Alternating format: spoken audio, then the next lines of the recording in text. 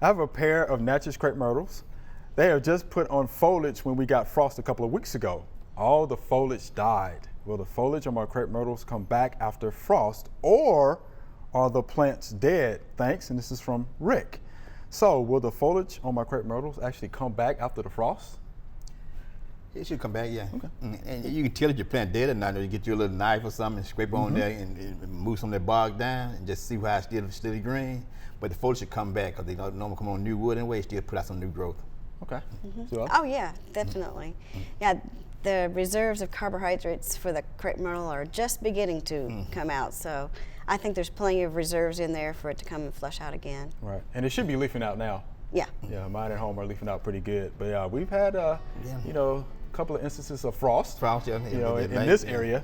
But yeah, I wouldn't worry about it too much, Mr. Rick. You know, again, it should come back for you. All right.